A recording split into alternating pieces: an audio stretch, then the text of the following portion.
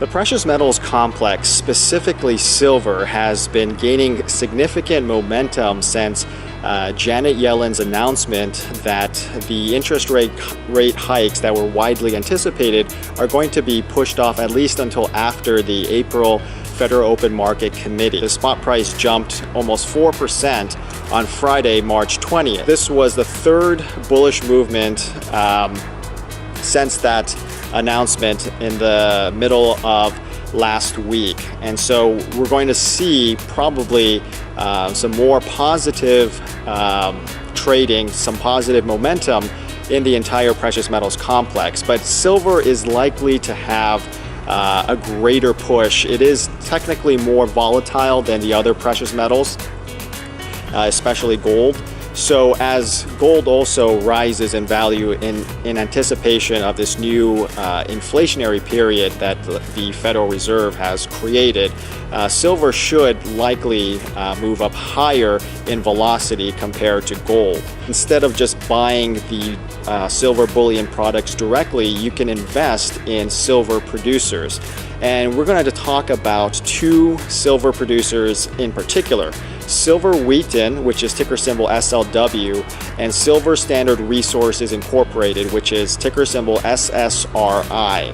Now, we're going to ignore a lot of the fundamental data that's out there regarding the financial outcome, the forecast. A lot of these numbers, though they may be very interesting for some of the the finance geeks out there, they really don't tell you much about what is going to occur in the market, because the market is a very dynamic place. It is a place where trading psychology, real-time trading psychology, directly affects the valuation. So you have to keep in mind, with the fundamental analysis, you're looking at financial reports that come out on a quarterly basis, and they really don't tell you enough information. Plus, a lot of that information can be skewed or biased because it is a reflection of the company's health that is produced by the company's own financial analysts and accountants. So some of those numbers have to be taken with a grain of salt, and there's a lot of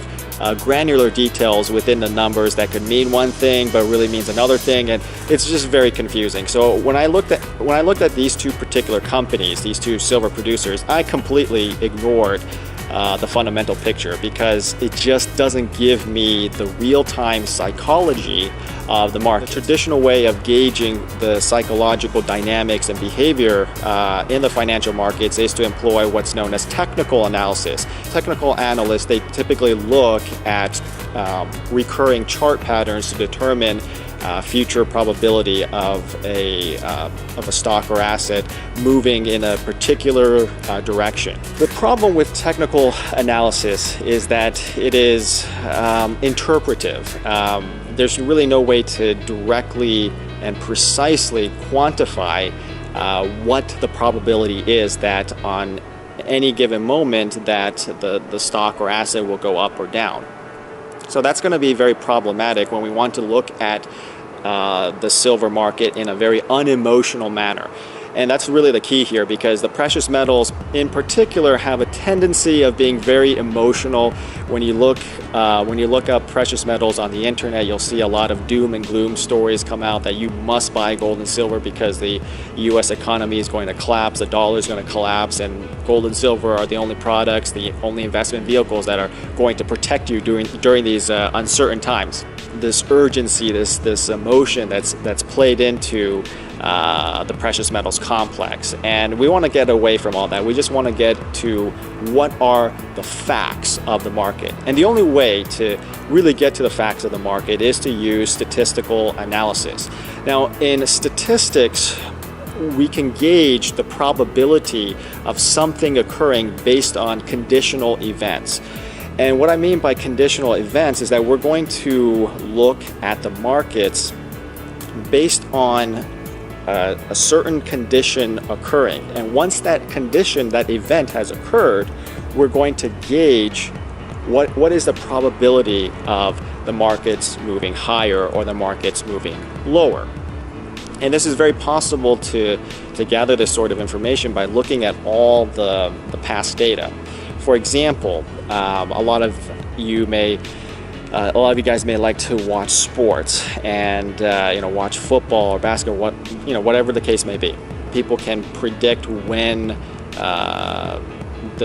your favorite team is going to win or lose by simply looking at historical performance and saying, given that a team has won 3 games in a row, what is the probability that the 4th game they're going to win, or they're going to lose, or they're going to tie? And you can gather this from the team's historical statistics. Well, that's what we're going to do. The same thing, the same concept with the silver market. We're going to look at these producers, and we're going to determine, based on past historical performance, once a certain conditional event has been achieved, what is the probability then of the markets going up or the markets going down?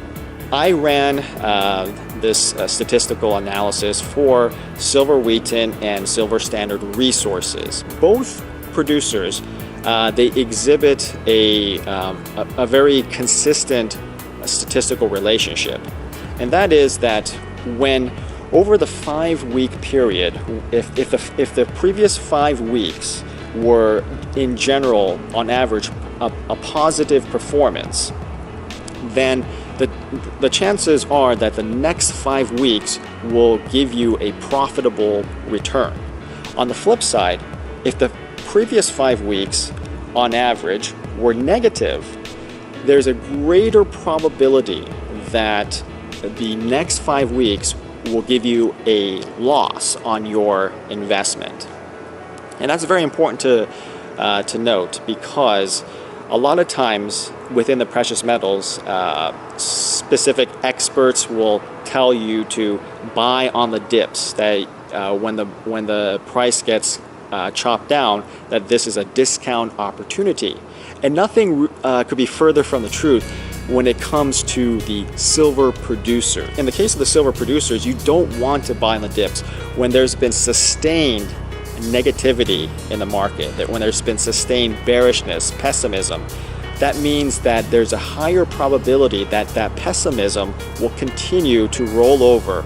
And if you were to buy on the dips, you have a very strong probability that you would still continue to lose 5 weeks later, a month later. With the silver producers, you must be patient.